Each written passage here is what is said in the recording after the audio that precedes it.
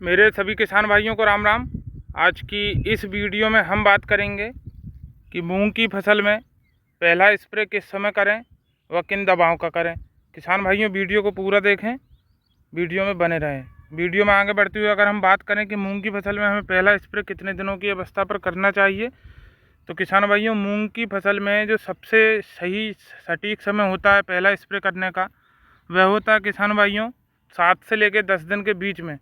आप मूंग की फसल में पहला कीटनाशक का स्प्रे 7 से लेकर 10 दिन के बीच में कभी भी कर सकते हैं। ये सबसे सही और सटीक समय होता है। वीडियो में आगे बढ़ते हुए अगर हम बात करें कि मूंग की फसल में पहले स्प्रे में हम किन कीटनाशक दवाओं का चयन करें जिससे कि हमें बेहतर रिजल्ट मिल सके, साथ ही हमारी जो मूंग की फसल है वह इल्लियों, सुंडियों और रस चूसक कीटों से बच सके, तो किसान भाइयों नंबर 1 पे जो इंसेक्टिसाइड है, काफ़ी अधिक किसान भाई इस इंसेक्टिसाइड दवा के बारे में जानते हैं।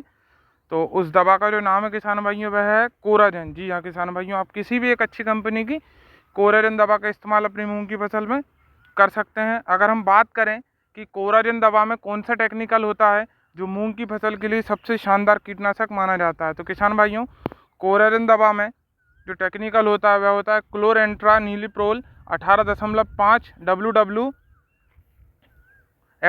जी हाँ किसान भाइयों, यह कोराजेन का टेक्निकल होता है। अगर हम बात करें कि कोराजेन के इस्तेमाल से कौन कौन सी बीमारियां मूंग से नष्ट हो सकती है, तो किसान भाइयों कोराजेन का इस्तेमाल मूंग की फसल में इल्लियों, सुंडियों के नियंत्रण के लिए किया जाता है।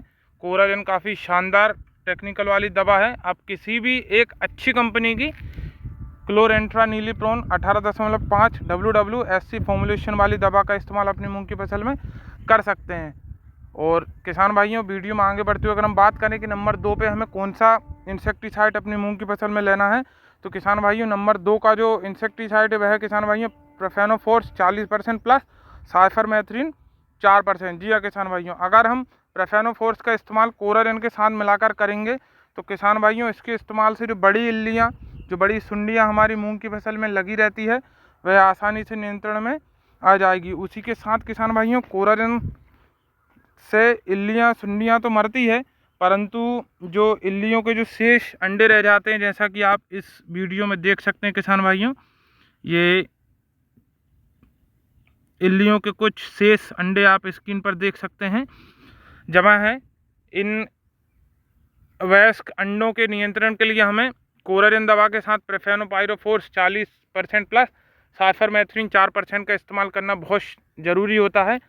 जब भी किसान भाई स्प्रे करें अपनी पहली दवा में कोराजेन के साथ प्रोफेनो कीटनाशक का इस्तेमाल अवश्य करें, क्योंकि प्रोफेनो के इस्तेमाल से बड़ी इल्लियाँ भी आसानी से नियंत्रण में आ जाएगी, साथ ही वयस्क अंडे भी आसानी से नष्ट हो जाएंगे। अगर हम बात करें कि नंबर 3 पर हमें कौन सी दवा लेनी है, कौन सी कीटनाशक दवा लेनी है, तो किसान भाइयों नंबर 3 पे जो दवा है वह है थार्मोथाक्सम 25% WG। जी हाँ किसान भाइयों, यह एक दानेदार इंसेक्टिसाइड होता है। इसका मुख्यतः इस्तेमाल मूंग की फसल में किसान भाइयों सभी प्रकार के रस चूसक कीटों के नियंत्रण के लिए किया जाता है। जैसा कि आपने अभी सुना, सभी प्रकार के रस चूसक कीट जो मूंग की फसल में इस समय लगते हैं उनके नियंत्रण के लिए थार्मोथाक्सम 25% WG सबसे शानदार इंसेक्टिसाइड माना जाता है। किसान भाइयों आप इन 3 इंसेक्टिसाइड का उपयोग अपनी मूंग की फसल में पहले स्प्रे में करें।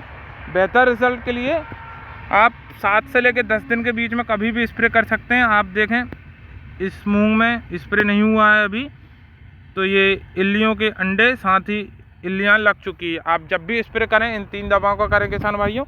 और मेरे द्वारा दी हुई जानकारी अगर आपको पसंद आती है तो मेरे चैनल को सब्सक्राइब कर लें, वीडियो को लाइक करें। राम राम, जय श्री राम।